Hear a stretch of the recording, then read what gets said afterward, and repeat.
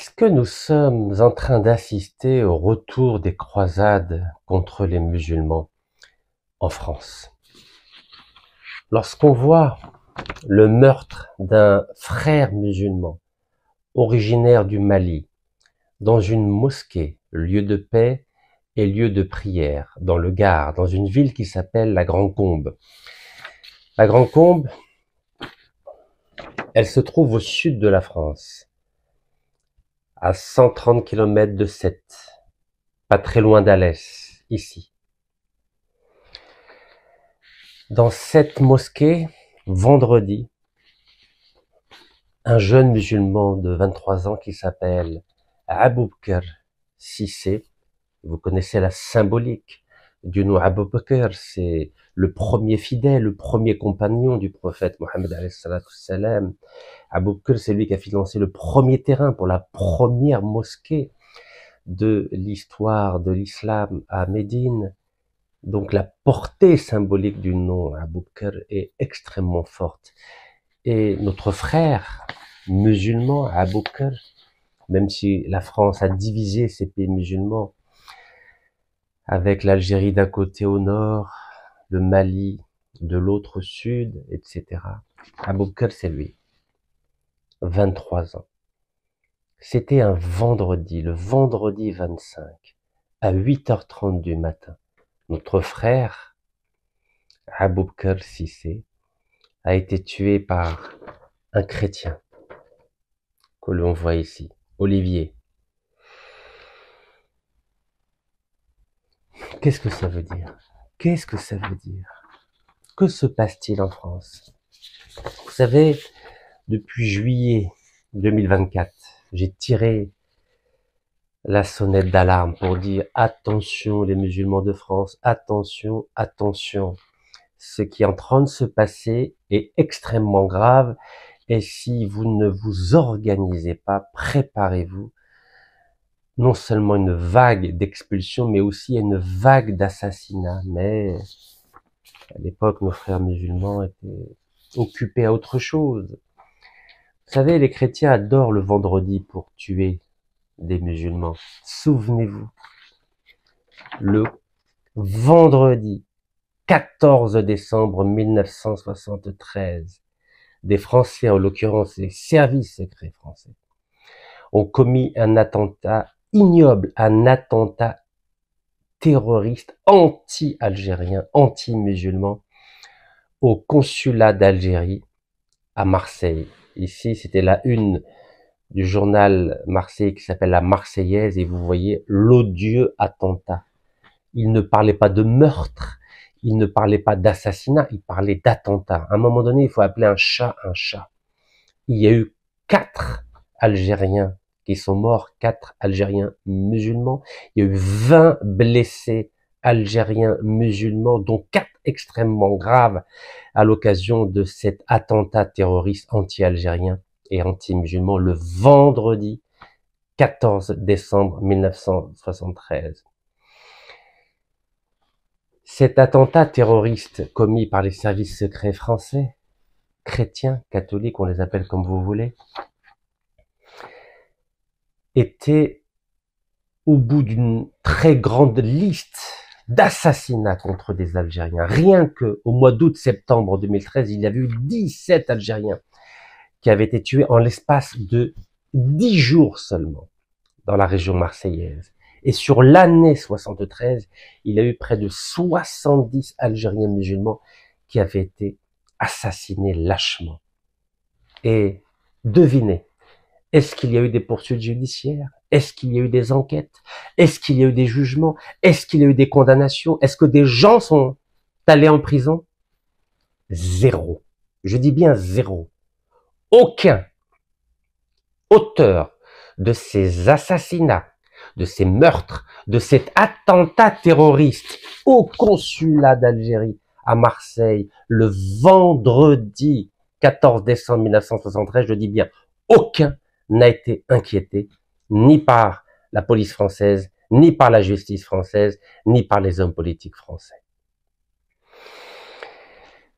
Et ce même jour, le vendredi 14 décembre 1973, devinez ce que faisaient les chefs d'État européens. À l'époque, l'Europe, c'était 9 pays. Les chefs d'État européens et chefs de gouvernement européens réunis à Copenhague, au Danemark, ont ensemble déclaré que désormais, dans les relations extérieures de ces 9 pays, ils allaient parler d'identité européenne.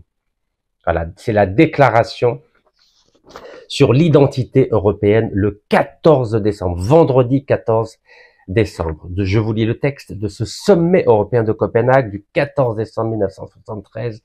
Les chefs d'État et de gouvernement des futurs 9, c'est-à-dire 9 pays européens, affirment leur volonté d'introduire la notion d'identité européenne dans leurs relations extérieures communes.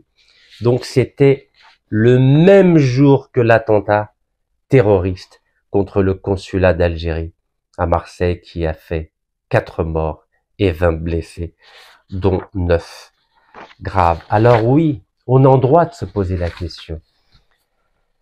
52 ans après cet ignoble attentat terroriste contre le consulat d'Algérie, à Marseille, encore une fois, personne n'a été inquiété ni par la justice, ni par la police française.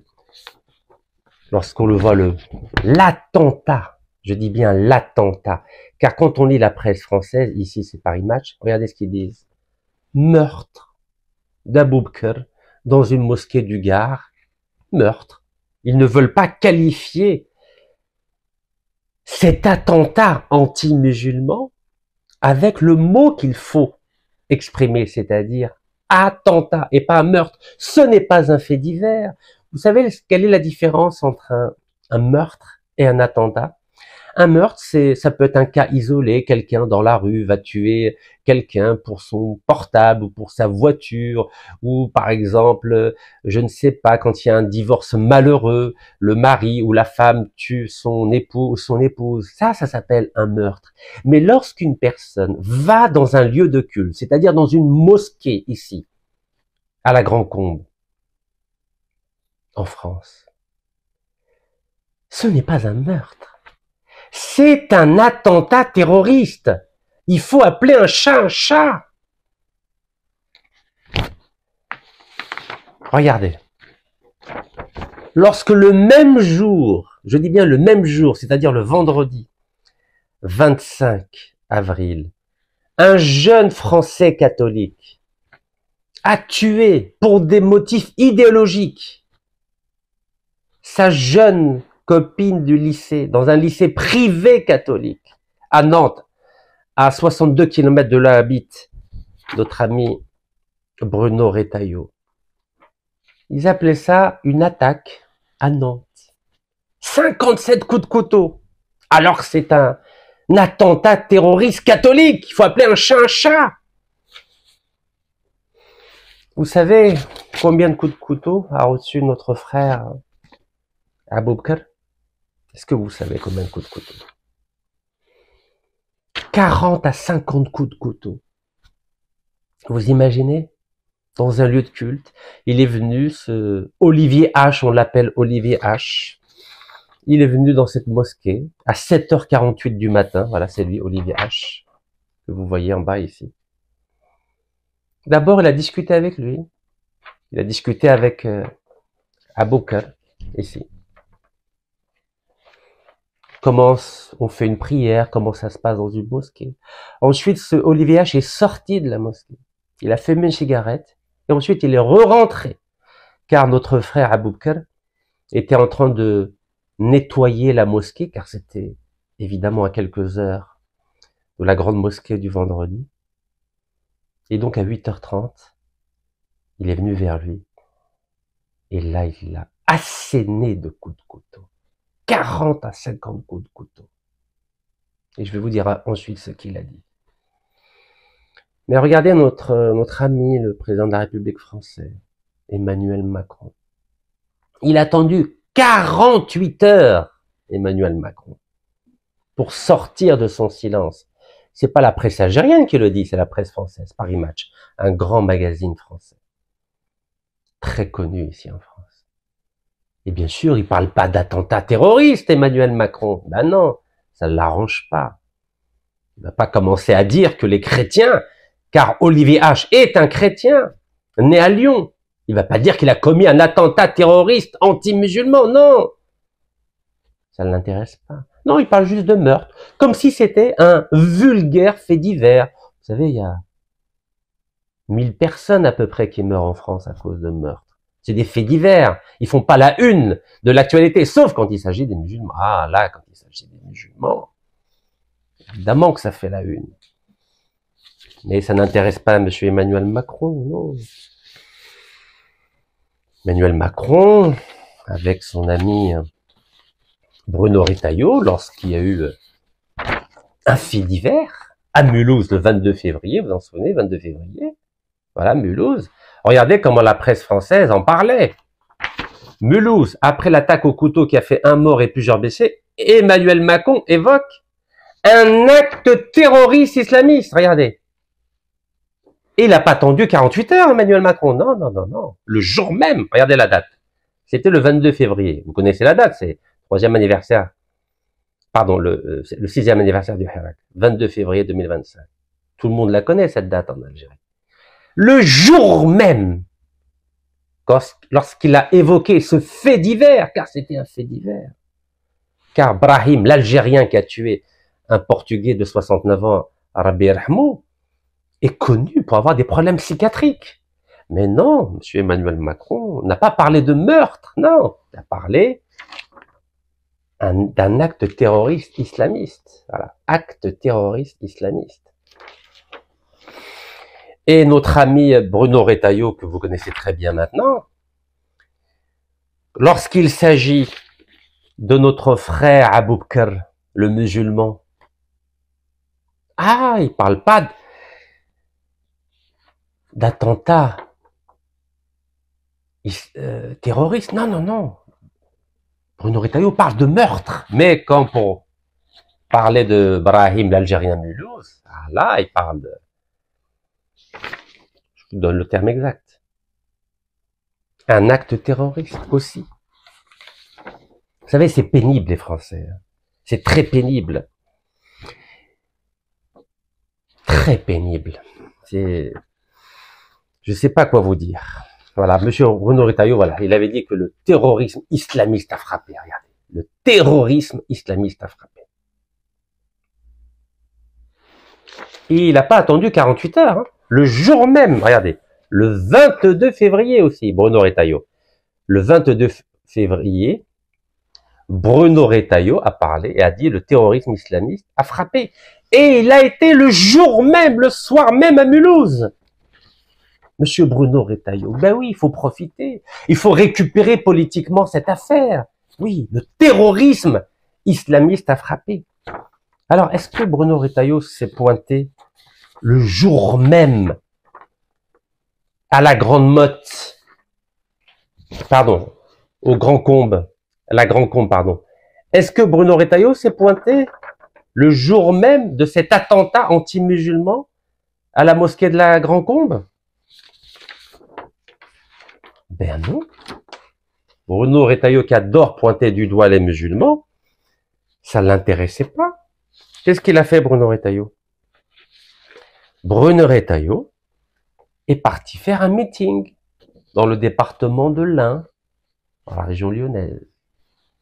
Mais oui, pourquoi il va changer son agenda, monsieur Bruno Retailleau? C'est un musulman qui a été tué, assassiné dans le cadre d'un attentat terroriste anti-musulman. Ça l'intéresse pas, puisque c'est un chrétien qui l'a assassiné. Non, Bruno Retailleau, non, ça l'intéresse pas. Bruno Retailleau a attendu 48 heures comme son président pour réagir. Vous entendez? Donc ceux qui croient que Macron, c'est pas la même chose que Bruno Retailleau, bah écoutez, vous avez la preuve. Hein. Emmanuel Macron a attendu 48 heures pour réagir. Il parle pas d'attentat terroriste, Emmanuel Macron. Et Bruno Retailleau a attendu aussi 48 heures pour aller dans le Gard, donc dans la ville de la Grand Combe. Voilà, ils sont synchro. Tous les deux sont d'accord pour réagir 48 heures après. Et bien sûr, aucun des deux ne parle d'attentat terroriste. Alors écoutez ce que dit notre ami Emmanuel Macron à l'occasion de l'assassinat de cette attaque terroriste contre le musulman Abou Bakr Cissé Berbera. Donc même Maria, regardez, par image dit, regardez, lisez cette phrase. Le chef de l'État aura attendu 48 heures avant de réagir au meurtre. Et j'ai mis le point d'interrogation. Eh oui, meurtre. 48 heures. Vous imaginez? Et que dit notre ami Emmanuel Macron? Car d'après Ramta Ramamra, Emmanuel Macron est l'ami de l'Algérie. Regardez. Un jeune, c'est le communiqué officiel hein, sur Twitter, un jeune a été atrocement assassiné dans une mosquée du Gard. Regardez. Ah oui, atrocement assassiné. Un fait divers. Pour Emmanuel Macron, c'est un fait divers. Oui, c'est pas important. N'est-ce pas? Fait divers. Et pourquoi quand c'est un Algérien qui tue un Portugais, il parle de acte terroriste islamiste? Pourquoi? Pourquoi il dit pas que c'est un acte terroriste catholique quand il s'agit de Abou Bakr Cissé à la mosquée de la Grand Combe au Gard? Hein, pourquoi il dit pas la même chose? Pourquoi il n'utilise pas les mêmes éléments de langage? Acte terroriste catholique.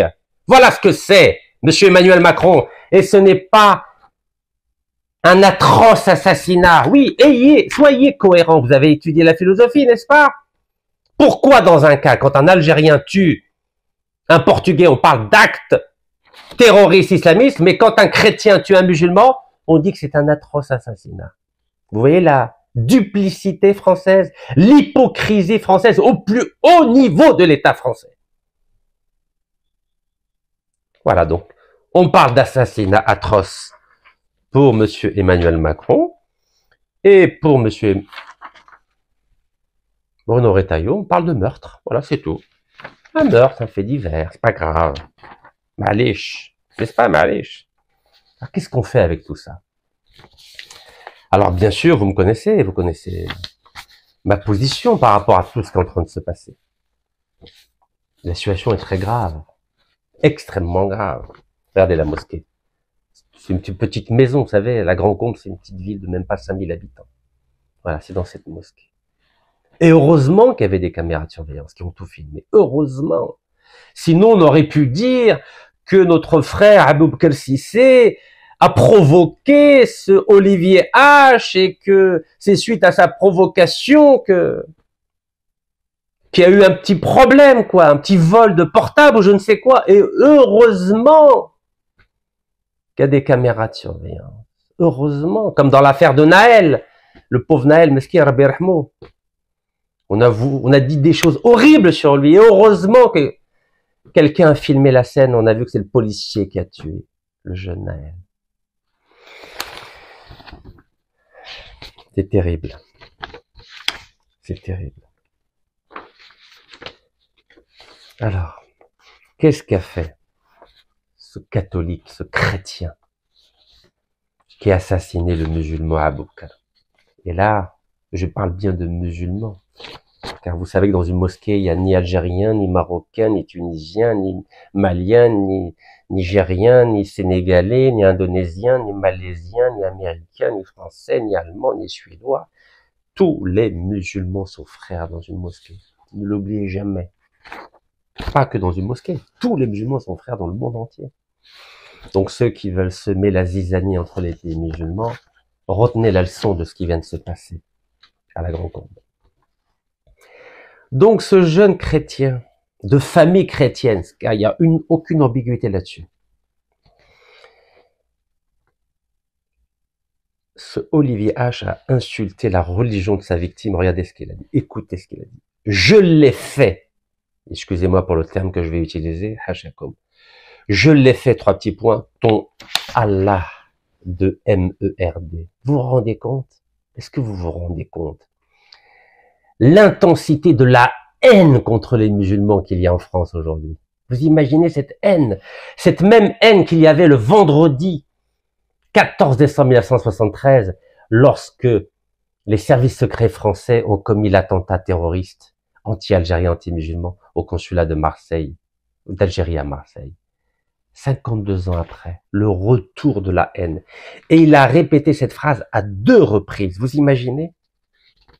Vous imaginez? Alors, eu égard à cette déclaration, le procureur de la République, et vous connaissez son nom, je vais vous le citer tout à l'heure, qui est d'origine nord-africaine, a dit que la piste islamophobe était privilégiée, mais il a dit que c'était pas la seule piste à explorer. Ben oui, vous savez, quand on a un ministre qui s'appelle Bruno Retailleau, faut pas dire que c'est une piste islamophobe. Non, il faut dire, c'est une des pistes. Incroyable, hein? Est-ce que vous imaginez? Il a dit que ce n'était pas la seule piste explorée. Mais vous croyez qu'il l'a tué pour un portable? Vous croyez qu'il l'a tué pour un paquet de cigarettes? Monsieur le procureur du Gard, vous croyez que Aboubkr Cissé a été tué à cause d'un stylo ou à cause d'un billet de 10 euros? Soyons sérieux, monsieur le procureur. Je sais que vous dépendez du ministre de la Justice au niveau judiciaire et du ministre de l'Intérieur au niveau de l'enquête policière, mais soyez honnêtes. Il y a une seule piste, c'est la piste islamophobe. Et rien d'autre, évidemment. Mais voilà, c'est ça la France de 2025.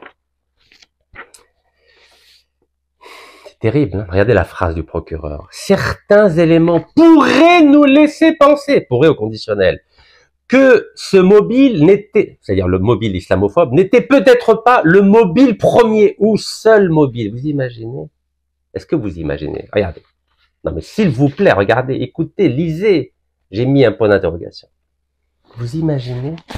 En gros, ne vous étonnez pas si dans les prochains jours, vous entendiez dire que finalement, le musulman Aboubkr Cissé a eu un problème, un litige personnel avec Olivier H, et c'est pour ça qu'il est venu dans sa mosquée pour lui asséner 40 à 50 coups de couteau dans une mosquée. Oui, ne vous étonnez pas. Hein.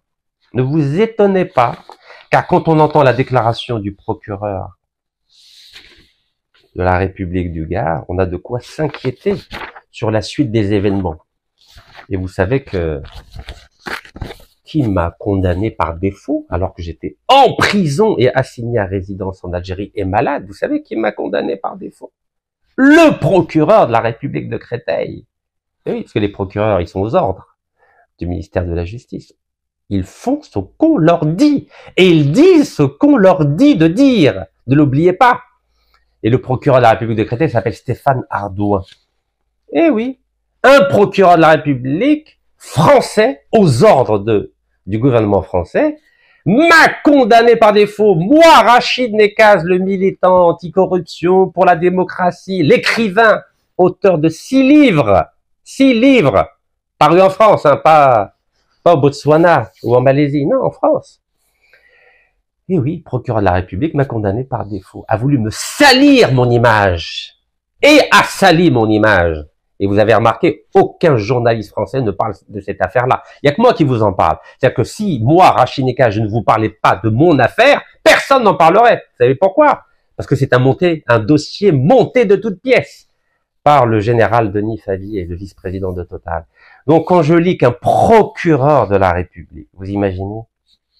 Procureur de la République, ose dire que ce n'est pas le seul mobile. Waouh! Ça fait peur, hein? Ça fait peur. En plus, ce procureur est d'origine nord-africaine. Donc, évidemment, ça passe mieux. Ça passe mieux si c'est un nord-africain qui le dit comme ça. Et puis, il est peut-être musulman, vu son prénom. Je dis bien peut-être, hein, ça veut rien dire. Il est peut-être athée, je ne sais pas. Mais quand vous voyez des nuances de cette nature, ça fait froid dans le dos. Voilà, il s'appelle Abdelkrim Grini. procureur de la République d'Alès. Vous vous rendez compte? Abdelkrim Guérini, voilà. Procureur de la République d'Alès. Quand j'entends ce type de nuance, voilà, ici. Abdelkrim Guérini. Ils sont intelligents, hein. L'État français est intelligent, hein. Donc, voilà, c'est pas un attentat terroriste, puisque le procureur de la République d'Alès, de la ville d'Alès, a dit qu'il y a pas que le mobile islamophobe, il pourrait y avoir un autre mobile. Ben oui, ça n'arrange personne. Ça n'arrange pas monsieur Bruno Retailleau que des chrétiens tuent des musulmans, parce que bientôt il y a des élections pour savoir qui sera le président du parti Les Républicains. Mais l'avocat de la victime, ah là c'est un autre son de cloche. Alors, l'avocat de la victime, il s'appelle Maître Mourad Bettir. Donc, il a un prénom à consonance nord-africaine, peut-être musulman, peut-être pas, mais en tout cas, lui, il met les pieds dans le plat. Qu'est-ce qu'il demande? Meurtre dans une mosquée du Gard. Ça, c'est le titre du journal de BFM. L'avocat de la famille, donc Maître Mourad Bettir, demande que le parquet antiterroriste soit saisi. Alors là, on passe aux choses sérieuses. Donc lui, il appelle un chat un chat. C'est un attentat terroriste. Et voilà ce que demande l'avocat de la victime, notre frère Aboubacar Cissé. Il demande que le parquet antiterroriste soit saisi. Ah, c'est pas la même chose. Hein. Et il dit, à ce stade, l'analyse des éléments connus ne laisse aucun doute. Il s'agit d'une attaque de nature terroriste. Voilà ce que dit Maître Mourad Bettir dans un communiqué. Et il dit, il est tout aussi évident que le parquet national antiterroriste doit se saisir de cette affaire sans délai, c'est-à-dire immédiatement. Alors, est-ce que le ministre de la Justice, M. Gérard Darmanin, qui a aussi un prénom à consonance nord-africaine, Moussa Darmanin, va saisir le parquet national antiterroriste, ou tout simplement, est-ce que le parquet national antiterroriste français va s'auto-saisir, car il a la possibilité de s'auto-saisir. Il n'a pas besoin qu'on l'appelle de la place Beauvau, c'est-à-dire ministère de l'Intérieur, ou de la place Vendôme, c'est-à-dire du ministère de la Justice, pour enquêter sur cette affaire-là. Mais à partir du moment où le président de la République, c'est-à-dire monsieur Emmanuel Macron, et son ministre de l'Intérieur, c'est-à-dire monsieur Bruno Retailleau, parlent de meurtre, c'est pas du tout évident que le parquet national antiterroriste se saisisse de cette affaire. Ben oui. Si le président et son ministre de l'Intérieur disent que c'est un meurtre et que c'est pas un attentat, il y a des chances que cette affaire passe aux oubliettes. Alors vous en souvenez, quand un jeune Algérien a été tué par un policier en civil, vous en souvenez? Que j'étais intervenu, j'avais même mis en place une cagnotte pour aider la famille et pour payer des avocats, pour demander toute la lumière sur cette affaire. Vous en souvenez? Ce que la famille de cette personne a fait. Vous en souvenez ce qu'elle a fait, cette famille? Je vous fais pas de dessin. Elle a été manipulée par des gens pour dire, ah non, Rachid, ne te mêle pas de cette affaire, ne te mêle pas de cette affaire. Ben oui. Quand on veut aider, il y a des gens qui trouvent toujours le moyen de dire non, non, non, il veut instrumentaliser cette affaire, il veut instrumentaliser cette affaire. Et qu'est-ce qui s'est passé depuis? Ouelou, c'est rien passé. L'affaire a été totalement étouffée. Parce que je vous ai toujours dit qu'il y a une 5e colonne chez nos diplomates. Parce que c'est une partie de nos diplomates, de nos représentants consulaires qui ont étouffé cette affaire. 5%. Je vous ai toujours dit que dans l'ensemble des institutions de notre pays, c'est-à-dire diplomatie, services de sécurité, de renseignement, éducation, santé, agriculture, dans l'ensemble des institutions de notre pays, il y a 5%, c'est la 5e colonne. Il n'y a pas que moi qui le dis. Le président de la République en personne, Sir Abdelmajid Tebboune, a dit au mois de mars dernier qu'il y a une 5e colonne dans notre pays. Eh ben, sachez que c'est notre 5e colonne qui a étouffé l'affaire de cet Algérien qui a été tué par un policier en civil. Vous n'avez pas voulu que je m'en mêle? Regardez où en est l'affaire. Ouais. L'eau. Donc, évidemment que je ne vais pas m'en mêler aussi, parce que vous savez qu'il y a une crise en ce moment entre le Mali et l'Algérie. Donc évidemment, en tant qu'Algérien, je ne veux pas entendre des Maliens ou le gouvernement malien dire « Monsieur Rachid Nekaz, de quoi vous mêlez-vous? C'est une affaire qui concerne le Mali. » Donc évidemment, je ne vais pas m'en mêler. Mais en tant que musulman, j'ai le droit d'en parler. Et c'est ce que je fais avec vous aujourd'hui. Alors, heureusement que dans ce pays, il y a des gens qui vont manifester. Aujourd'hui, à 18h heure de Paris, il y a une manifestation, donc un rassemblement contre l'islamophobie, parce que eux au moins appellent un chat, donc à la place de la République. Mais vous savez que c'est une très bonne chose, mais ça ne suffit pas. Il faut une mobilisation générale en France. Et vous vous en souvenez ce que j'avais dit au mois de juillet 2024. Les vidéos sont là, vous pouvez les consulter. J'avais dit qu'avec les élections législatives et européennes de juin-juillet 2024, si les musulmans français ou de France, vous les appelez comme vous voulez, ne mettent pas en place 4 fronts, front juridique, front médiatique, front intellectuel et un front politique, vous allez voir que dans les mois à venir, j'ai dit, il y aura une vague d'expulsions et d'assassinats. À l'époque, j'avais parlé de tube digestif et vous me l'avez reproché. Mais vous avez vu ce qui est en train de se passer. Qu'est-ce qui s'est passé depuis juillet 2024? Des imams ont vu leur papier non renouvelé. Des Français ont vu leur nationalité être retirée. Des personnes ont été expulsées en 24 heures. C'est à vous de voir. En tout cas, moi, je ne suis plus français. Vous le savez, depuis juillet-août 2013. Vous êtes 7-8 millions de musulmans en France.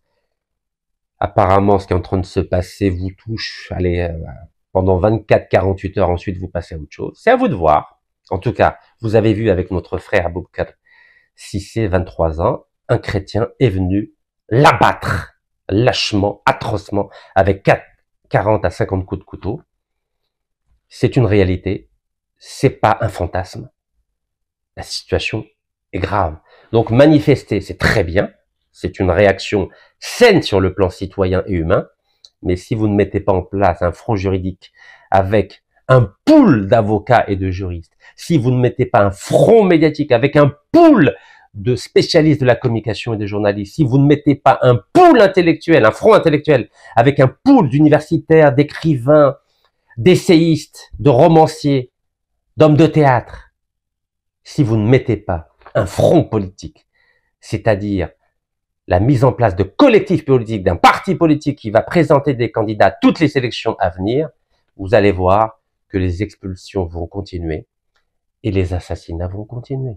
Comme cette fameuse année 1973 où il y a eu 70 Algériens musulmans qui ont été lâchement assassinés. Et là, avec cet attentat contre le consulat, terroriste contre le consulat d'Algérie à Marseille qui a fait 4 morts, 20 blessés, dont 4 graves, et il n'y a eu aucune personne arrêtée, aucune personne jugée, aucune personne condamnée et aucune personne emprisonnée. Vous savez que l'histoire se répète et certains me reprochent à chaque fois d'évoquer le passé. Mais vous savez, le passé revient toujours en pleine figure. Toujours en pleine figure. Donc vous avez le choix ou de réagir ou de faire silence. C'est à vous de voir. En tout cas, cette initiative, elle est salutaire. Il faut la saluer. Et je vais finir cette phrase avec cette vidéo avec une phrase de Georges Brassens. Vous savez que Georges Brassens était un grand chanteur français, chanteur à texte, qui est mort à Sète, pas très loin de la Grande Combe, et il avait fait une chanson qui s'appelle Toi l'Auvergnat, et qu'on pourrait changer avec, plutôt modifier en parlant de Toi le musulman. Donc je vais vous prendre ce texte-là. Il disait Toi l'Auvergnat, donc toi le musulman, quand tu mourras, quand le croque-mort t'emportera, qu'il te conduise à travers ciel au Père éternel, c'est-à-dire à Dieu, Allah, chez nous les musulmans. Donc Rabbi yarhamak khouna Aboubakar, wa Rabbi inshallah yaftah alik al-abwab al-jannah inshallah. Barakallahu fikum. تحية الجزائر والله يرحم الشهداء.